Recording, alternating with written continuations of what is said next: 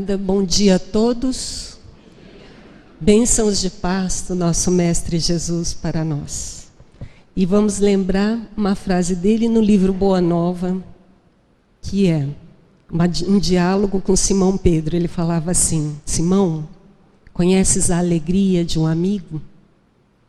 Os amigos são caminhos misteriosos que nos conduzem a Deus. Então agradeço ao Sr. Dorival, apesar das palavras serem um pouquinho exageradas demais, porque basta perguntar para o meu marido assim, tudo isso que ele fala assim, leva uma semana, vê se você aguenta ficar com ela. Viu? Mas, meus amigos, é uma bênção estarmos no período da manhã, numa manhã tão agradável, para falar de Jesus. E nós vamos usar no dia de hoje esse livro, que a gente fala carinhosamente livrinho, essa é a edição antiga, Jesus no Lar. Muitas vezes nós usamos esse livro para o nosso Evangelho no Lar. E ele traz algumas histórias, como Jesus gosta de trabalhar conosco através de parábolas, de histórias, para trazer verdades eternas e universais. Uma delas está no capítulo 49, e aquela lá é a nova capa da Federação Espírita Brasileira, porque é uma edição de lá. Psicografia do Chico e pelo espírito de Neio Lúcio. Neio Lúcio, nós sabemos, através do Chico, e está publicado, que Neio Lúcio é o espírito Quinéio Lúcio. Quinéio Lúcio é o avô de Célia no livro 50 anos depois, ou Ave Cristo, agora eu me confundi, depois vocês confiram. A Célia é um espírito vindo de outras esferas evolutivas para resgatar algumas almas queridas dela, e ela sofre todas as peripécias. Célia é considerada na Igreja Católica uma santa, Santa Célia, ou Santo Marinho, porque nessa vida tumultuosa que ela teve, a Célia precisou se vestir de homem para não ser agredida na sua intimidade feminina, porque no início da era cristã, mulher era muito discriminada. E depois, ao descobrir isso, ela, no final da existência, trabalhou num mosteiro próximo, foi excluída, mas próxima, e quando ela desencarna, descobre que o irmão Marinho do caminho, que era um benfeitor, era, na verdade, uma mulher, Célia. E ela foi canonizada pela Igreja Católica. Então, é uma alma de exemplo para nós e que está num dos livros do Chico, dos romances históricos de Emmanuel. Mas tudo isso é para introduzir essa criatura que é o Quinéio Lúcio, na verdade, usa o nome nessa existência através da psicografia de Neio Lúcio. Jesus no Lar é um resumo da espiritualidade trazida pelo Neio Lúcio, das reuniões familiares de Jesus. Antes mesmo de Jesus ir a campo e falar para a multidão, as reuniões iniciais de Jesus era dentro de um templo familiar, uma família, um lar. Por isso o nome do título do livro, Jesus no Lar, é as conversas que Jesus tinha com os familiares de Simão Pedro, com aqueles mais chegados que tinham acesso ao lar de Simão e que ali então recebiam pérolas de ensinamentos. E muitos desses ensinamentos, 50 capítulos, foi resgatado pelo Neio Lúcio, compilado e colocado nesse livro Jesus no Lar. E tanto é com pérolas maravilhosas de luzes que nós vamos trabalhar o capítulo 49. O Emmanuel faz o prefácio dessa obra e ele diz o seguinte: uma das lições do Senhor no ciclo mais íntimo dos apóstolos e seguidores da primeira hora. O que Emmanuel está falando? Aquelas reuniões íntimas do lar de Simão Pedro. Aqueles apóstolos e aqueles seguidores da primeira hora, lá se reuniam, no culto do Evangelho do Lar. Jesus foi o primeiro a estabelecer o culto do Evangelho no Lar, e nós espíritas resgatamos isso, né? Marcando um dia da semana. Quem tiver dúvida de como fazer o culto no Evangelho do Lar, procure os acompanhantes, os atendentes da casa, que eles têm condições de orientar, para que a gente faça e tenha dentro do lar um templo estabelecido. Começa Neio Lúcio resgatando essa lição no capítulo 49, dizendo assim: aberta a doce conversação da noite em torno da boa nova, a esposa de Zebedeu perguntou. A esposa de Zebedeu, só para vocês terem noção de que era um culto familiar mesmo, é a mãe de João Evangelista e de Tiago Maior, não? O primeiro apóstolo a ser martirizado. Zebedeu, o pai, né? E a mãe, então, se dirige, de João e Tiago, se dirige a Jesus, reverente, e faz a seguinte pergunta para o Senhor: Senhor, como se verificará a nossa jornada para o reino divino? Ela queria saber assim, qual que é o caminho? Cadê o mapa? O que eu tenho que fazer? O Cristo pareceu meditar alguns momentos e explanou. Aí ele narrou uma história onde está inserido tudo o que nos vai acontecer através dessa história. Começa então Jesus na narrativa. Num vale de longínquo país, e aí a gente vai parando para comentar, para tirando a essência. Porque, como eu disse para vocês, as parábolas, as histórias de Jesus, era um método didático para nos fazer entender coisas há 2000 anos atrás que eram de nível espiritual, que são verdades que é válidas até hoje. Vocês vão ver que ele estava falando coisas que acontecem até hoje conosco, vai acontecer ainda por algum tempo, enquanto a Terra for um planeta de provas e expiações. E Jesus colocou com sutileza, com sabedoria, com exemplificação, tudo o que nos aconteceria nessa jornada para Deus, que é a finalidade, né? Todos nós atingiremos perfeição. Pergunta do Livro dos Espíritos: qual a finalidade da reencarnação? Fatalidade, a única perfeição. Todos atingiremos, mais cedo ou mais tarde. Então Jesus diz assim, num vale. Vale já é para a gente refletir. O que é vale? Vale é um local, normalmente uma depressão, onde a luz não penetra, porque próximo a ela tem uma altitude, tem uma montanha, que impede a luz atravessar. De longínquo país. O povo da época não conhecia planetas, constelações, galáxias. Porque é isso que acontece. Eles sabiam que existia onde eles estavam morando e tinham países mais longes.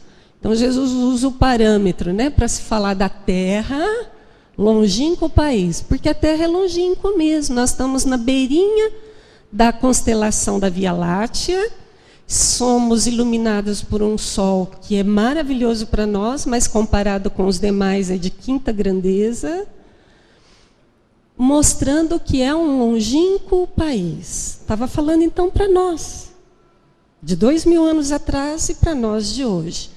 Alguns judeus cegos de nascença.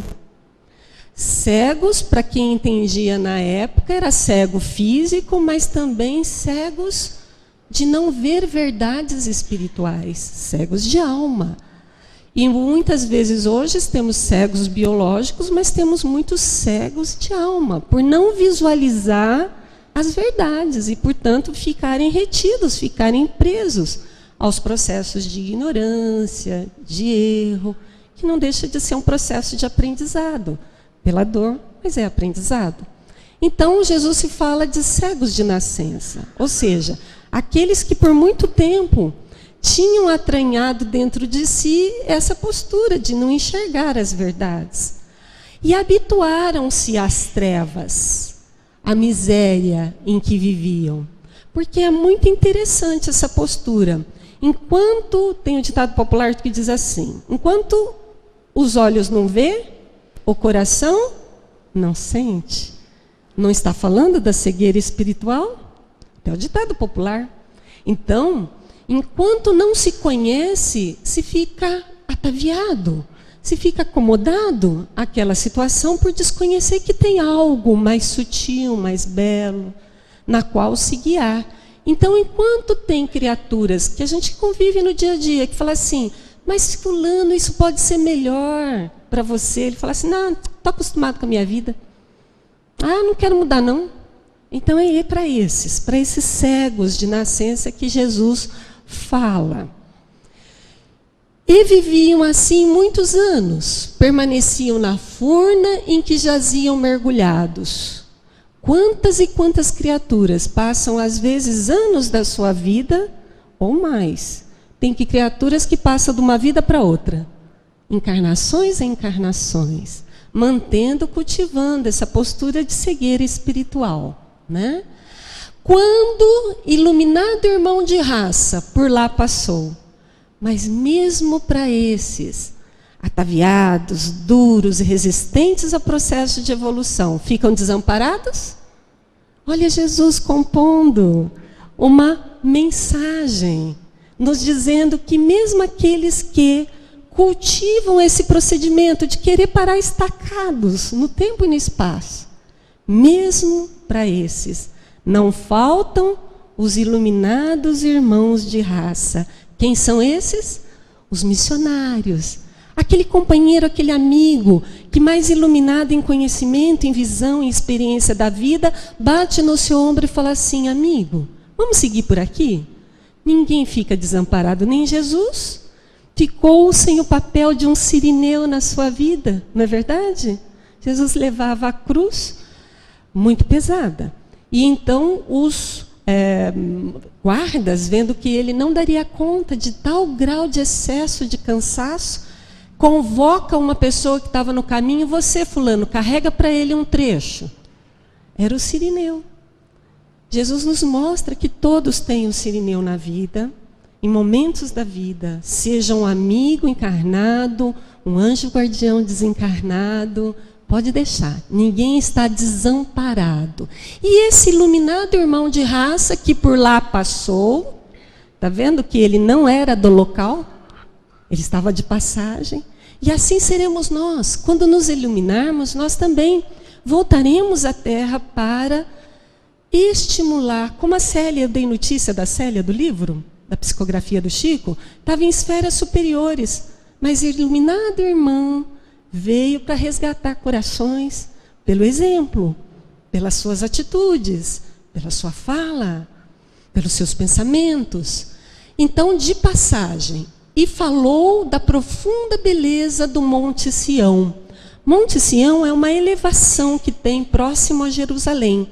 Para o povo da época, era ali que se devia cultuar a Deus. Então, o Monte Sião, para o povo da época, é o simbolismo do reino de Deus.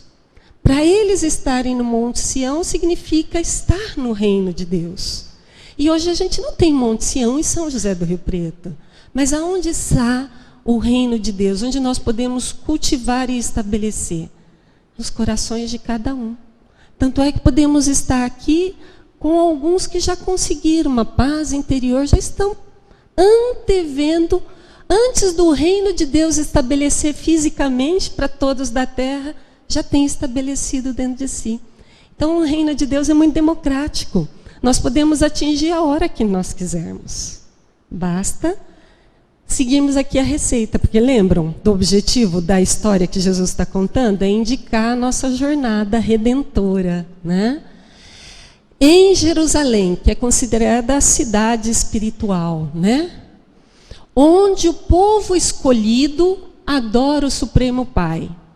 Ou seja, aqueles que conseguem, né, ser identificados como filhos de Deus, os chamados escolhidos. Não é escolhido porque alguém, fulano, seu Dorival, o senhor está escolhido. Dona Tereza, a senhora não está escolhido. Não é assim.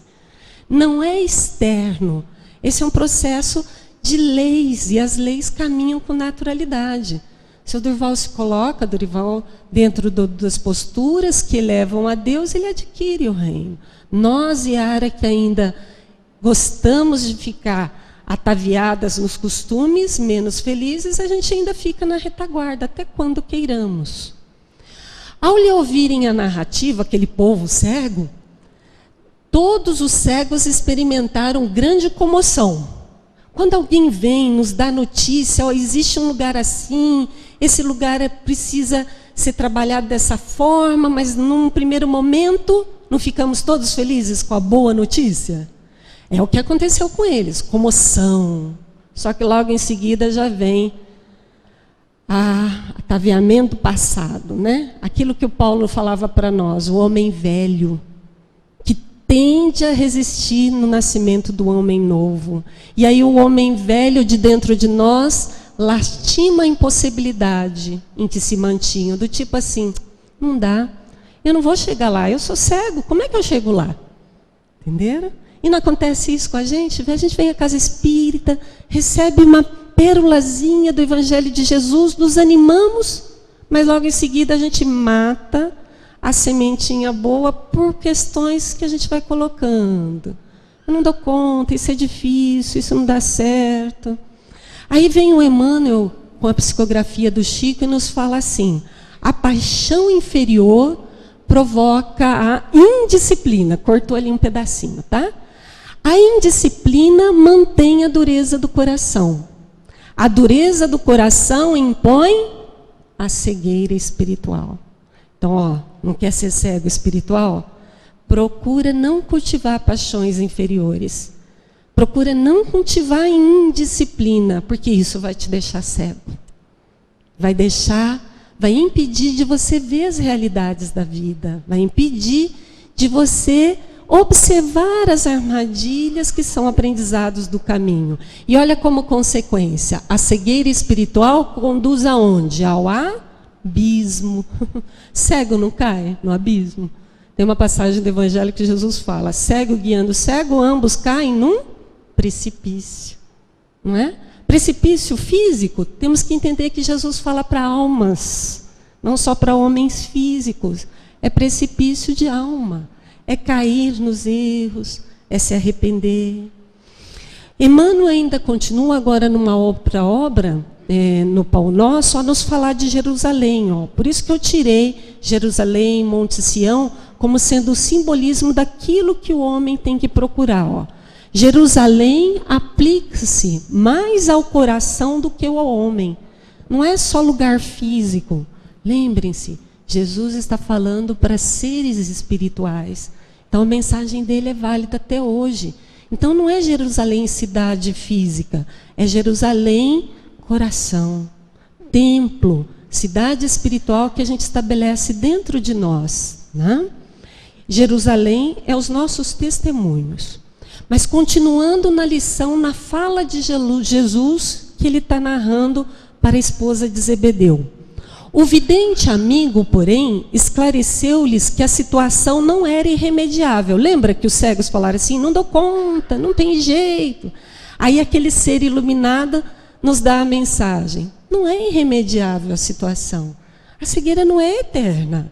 Se tiverem, olha lá, já está começando a narrar, a traçar o roteiro.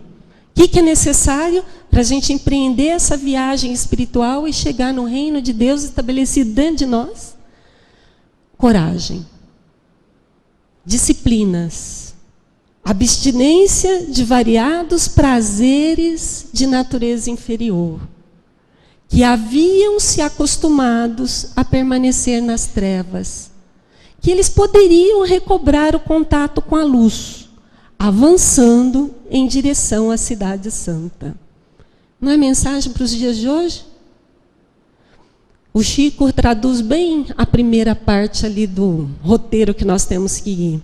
Ele fala assim, meus filhos, Jesus não pede que escalemos o Monte Everest. Essa coragem não é para tanto, porque ele sabe que a gente não dá conta.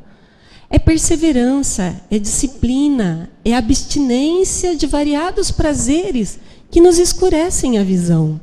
Por exemplo, o prazer de fofocar nos obscurece a visão de ver as minhas fraquezas. O prazer de pisar no outro obscurece a minha visão espiritual de ver que eu posso ser espizinhado, porque, como diz o ditado popular, o meu teto é de vidro. E não é? A vida nos mostra que é assim. Né? Se hoje estamos pisando, daqui a pouco é eu que vou ser pisado. Então, essas disciplinas, e que está bem traduzido quando Emmanuel chega para o Chico pela primeira vez lá no açude, e aí o Chico aceita o convite do Emmanuel para trabalharem na obra do Cristo, e aí o Chico pergunta, o que é necessário eu fazer? E o Emmanuel responde, disciplina. Tá bem, e o que mais? Disciplina. Pois não, tá certo, aceito. E o que mais? Disciplina. Por que 3 disciplina?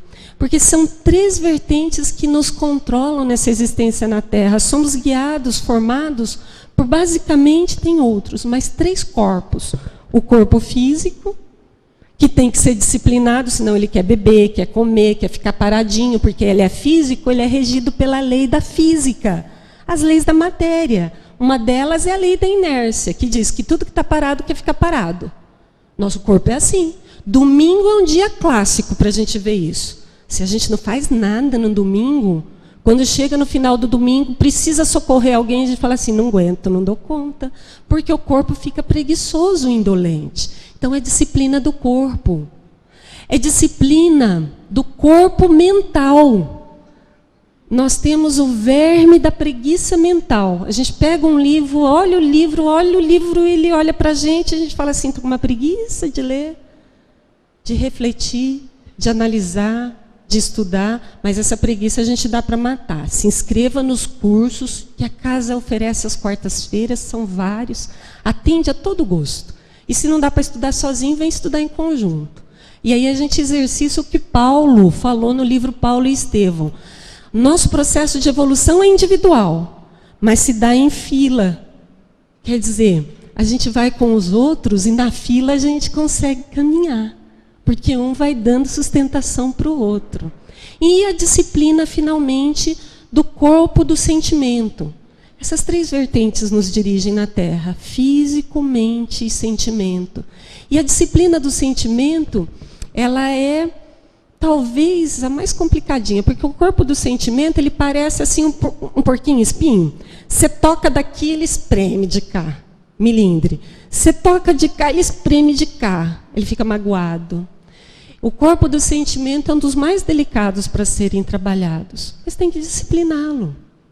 Porque é só através dessas disciplinas que nós vamos ter contato com a luz espiritual. O Emmanuel nos fala que a maioria das moléstias procede da alma. Está vendo? Os focos, até a ciência já está chegando nisso, né?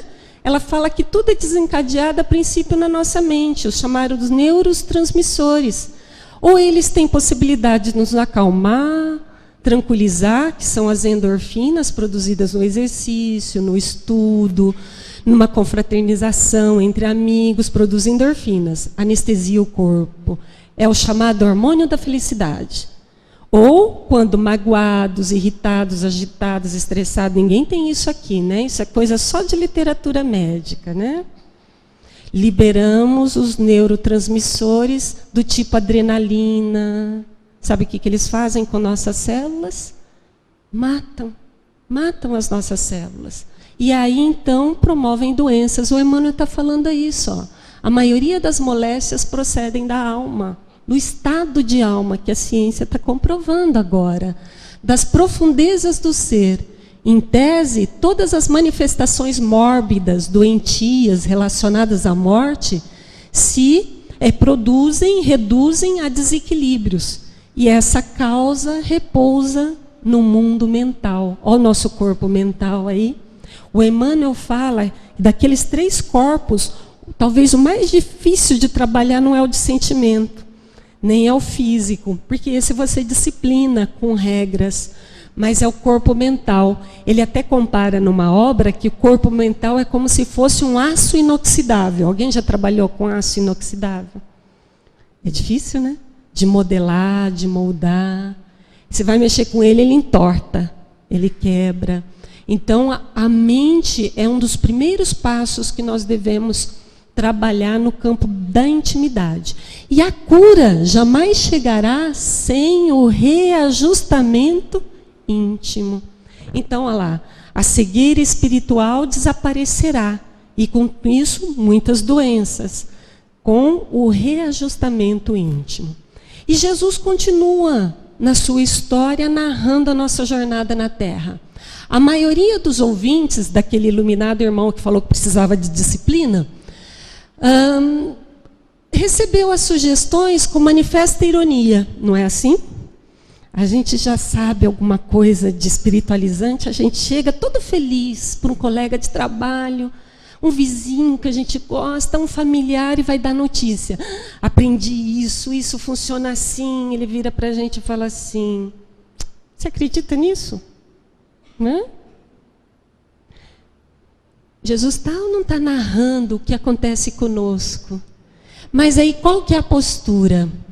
Assegurando aqueles cegos que os progenitores, quer dizer, os seus antepassados, haviam sido igualmente cegos e que lhes afigurava impossível a reabilitação dos órgãos visuais. O que acontece com a gente? A gente está tão enfronhado naquela postura que é muito difícil a gente visualizar um caminho luminoso para frente, porque o que a gente conhece é o que está no passado. E a gente se agarra ao passado. Não, eu não enxergo, minha família não enxergou, eu não enxerguei em outras vidas. Vou deixar para a encarnação seguinte. O espírito faz assim, né? Espírita. Né? Protelando o processo de melhoria que é agora. O Emmanuel fala que a gente pode mudar o destino hoje mesmo. É nesse momento. Nós podemos. Um deles, porém, tem salvação, né? Todo o planeta Terra, que é aquele longínquo país, quer dizer, uma proporção que Jesus está falando. É aos poucos mesmo. Pequena porcentagem, que se na área da educação é representado por uma curva de Gauss. Pouquinhos se esforçam, pouquinhos não quer fazer nada e a grande maioria fica ali. Como folhas ao vento, dependendo de onde soar o vento, vai para um lado ou vai para o outro. Poucos.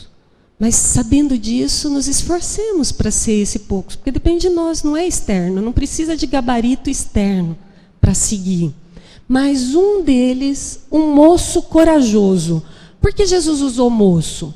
Moço não no aspecto fisiológico, porque Jesus está falando para a alma, espírito imortal. Moço na vontade de aprender, moço na possibilidade de melhorar, moço na disposição. E esse todos podemos ser, mesmo que tenhamos idade avançada. Corajoso, né? Lembra o que o Chico falou? Jesus não nos pede para que escalemos o Monte Everest. Aí ele complementa, mas ele pede perseverança, coragem. Nos esforcemos, e isso nós damos conta de fazer. Esforço pertence a mim. O Monte Everest não, mas eu posso me esforçar. E um moço sereno, quer dizer, também não vale aquele fogo de palha. Porque muitas vezes quando uma boa nova chega para nós, a gente se entusiasma. E aí, com falta de serenidade, de raciocinar, refletir, isso apaga em nós. Então tem que ser corajoso, mas sereno.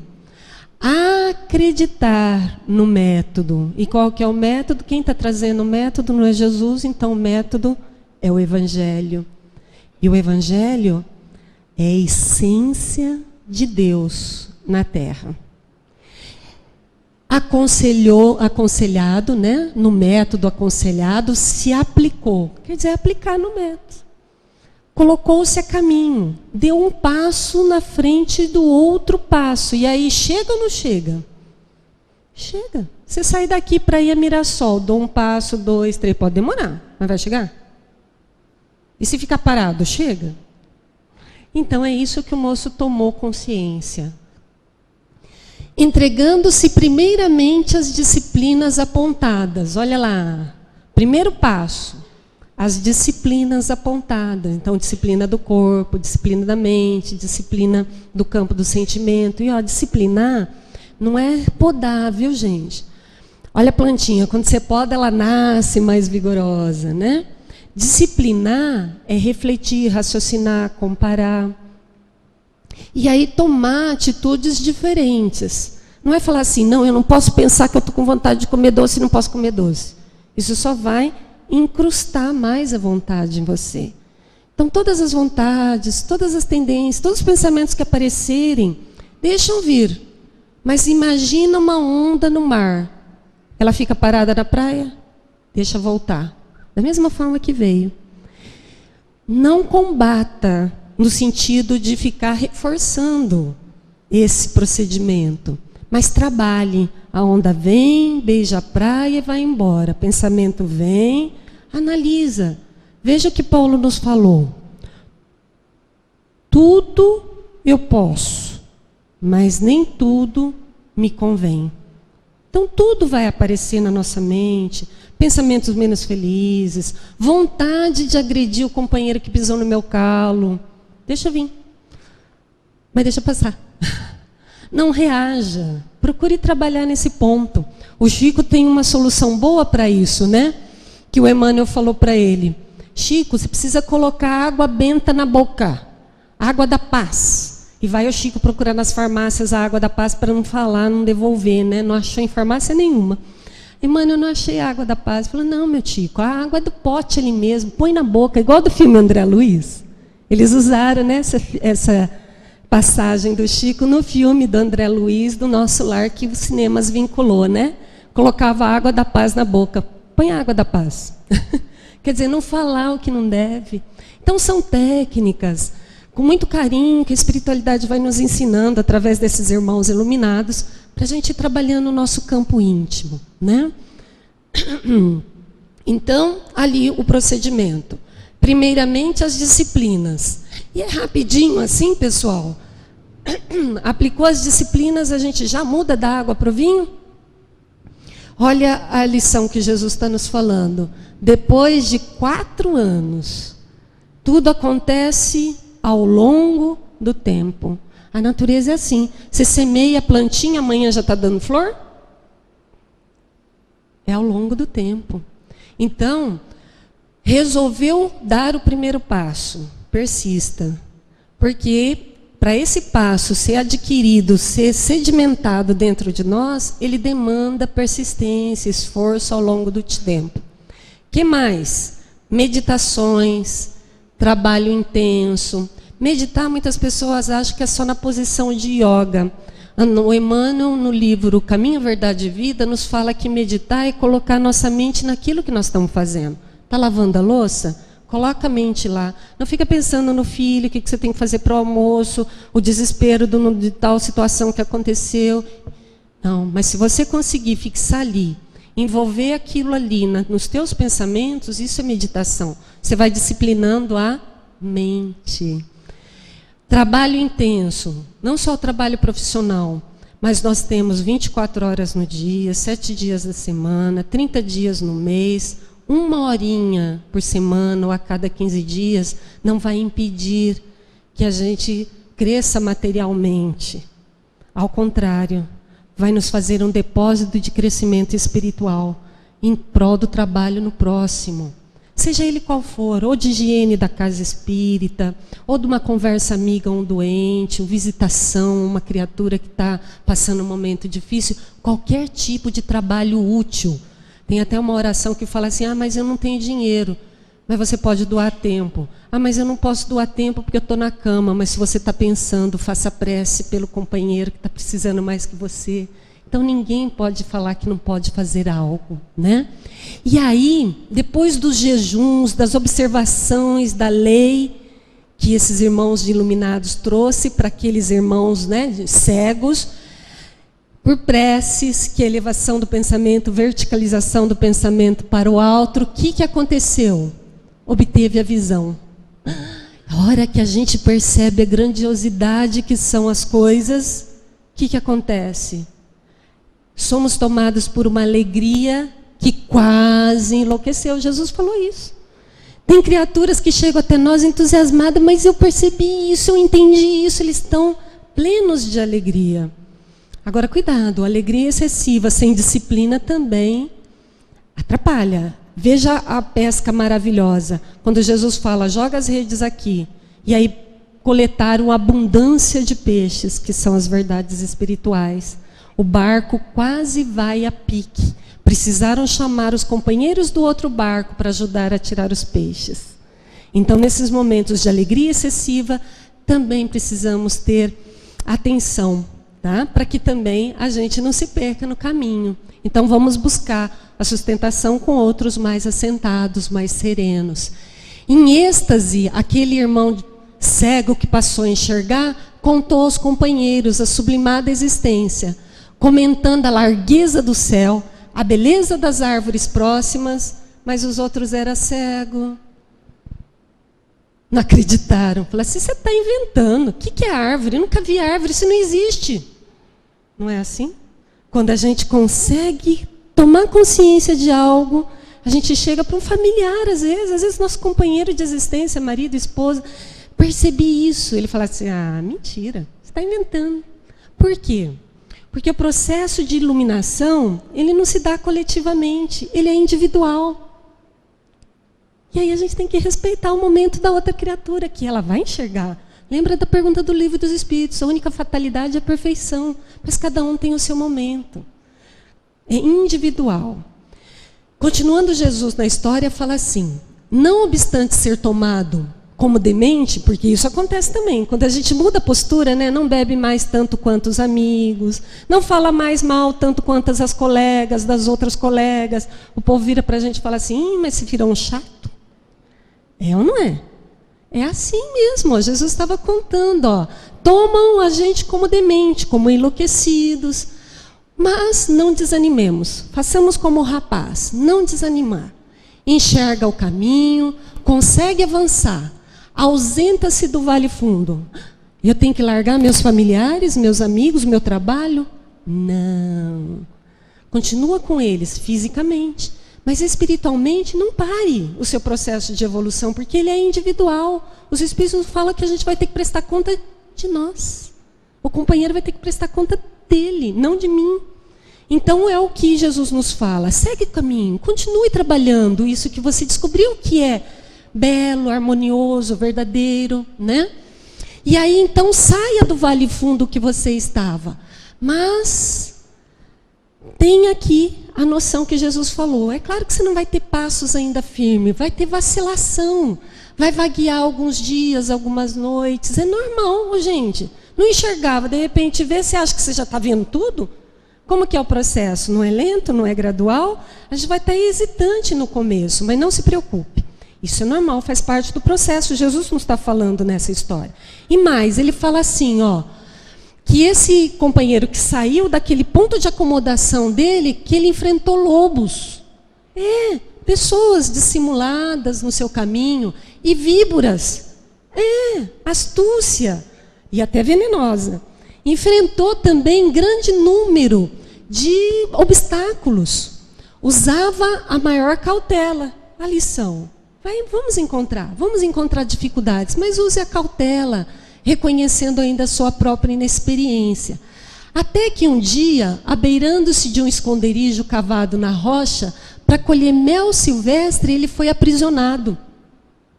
Um ladrão que lhe exigiu a bolsa, mas ele era sem dinheiro. Como não possuísse dinheiro, ele deixou-se escravizar pelo malfeitor, que durante 5 anos sucessivos o reteve em trabalho incessante. Vamos trazer para os dias de hoje? Namoramos, casamos, achamos que vamos ter um mar de rosas. E aí a gente vê que o companheiro ou a companheira, na verdade, nos aprisionou. Em uma situação que a gente não queria, a princípio, mas que merecia, né? Porque ninguém foi obrigado a casar com ninguém, né? E aí, então, faça que nem ele, ó. Nós vamos ser aprisionados em determinadas circunstâncias que a gente não quer. Mas faça que nem ele. Vai trabalhando incessantemente. Porque o que vai acontecer? Nós vamos direto para a história, tá? Por causa do tempo. O servo, porém, agiu com tamanha bondade, multiplicando os exemplos de abnegação, que o espírito perseguidor, aquele que o prendeu, modifica-se, fazendo-se mais brando e reformando-se para o bem, restituindo-lhe a liberdade. E não é assim que a gente vê? Às vezes casamentos difíceis, mas um cônjuge vai trabalhando com carinho, vai perseverando, que você consegue, pelo exemplo, irradiar. Isso é lei da física, viu? De nós irradia vibrações, fluidos. Esses fluidos irradiados chegam no outro, batem no outro, ressoam para nós também. É a lei de ação e reação. Mas tem a lei da indução. Aquilo que saiu de nós influencia o outro. Isso é indução. Então, façamos igual o personagem da história que Jesus compôs. Trabalhemos incessantemente, porque a gente vai reformar o companheiro com os, como Jesus ensinou, exemplos. Não é com pancadas de palavras. E aí, emancipado, liberto, ele continua o caminho. Recomeça a jornada, Porque ele tem vontade, ele tem ânsia, ele quer alcançar o reino divino. Isso povoa ali a mente. Então a gente tem que estabelecer objetivos. Se não estabelecer objetivos, não chega. Pôs-se ao caminho, distribuiu fraternidade, alegria a todos os viajores que cruzavam a estrada. Mas agindo, atingindo o vilarejo, tinha uma autoridade ali.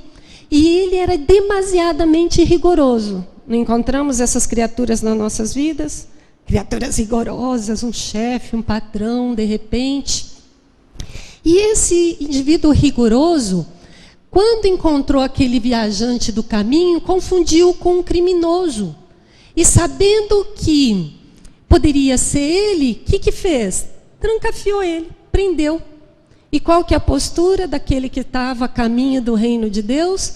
Deixou-se trancafiar por aquele problema mal resolvido, mas que tinha consciência que ao longo do tempo se resolveria. É assim, tudo na nossa vida é ao longo do tempo.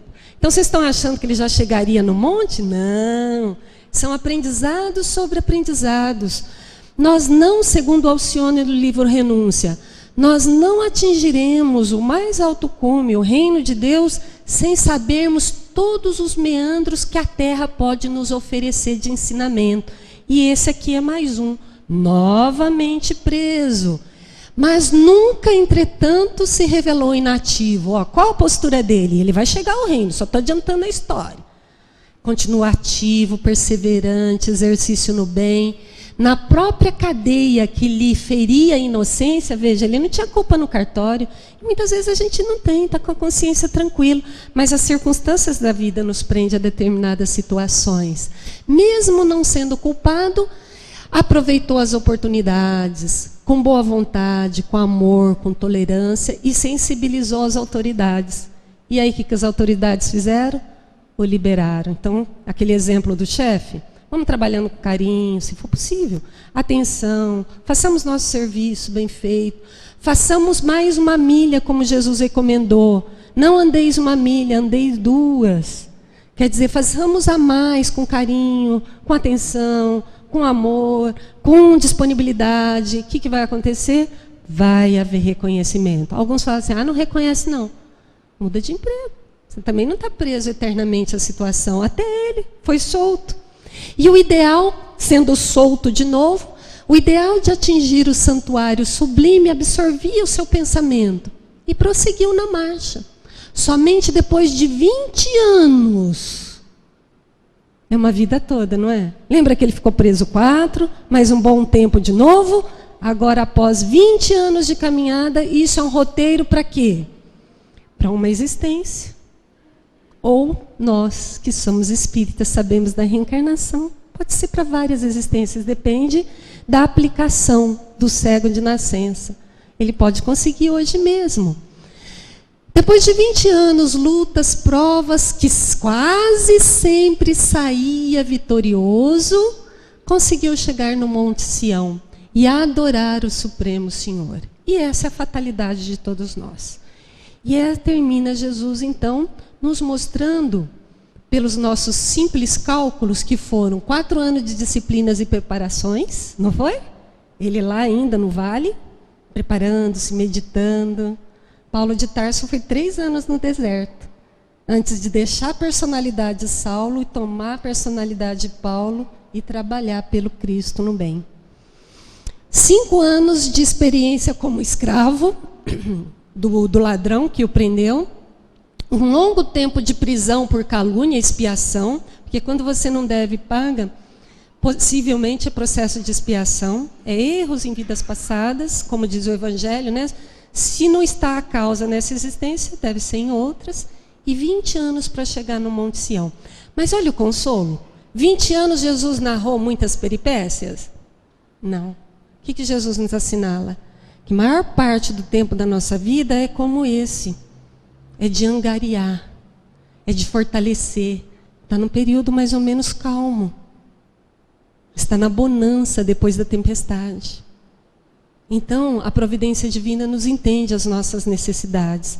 E que possamos, com essa lição do Jesus no lar, iluminar as nossas mentes, nossos corações, e que possamos ver mais além para a nossa casa.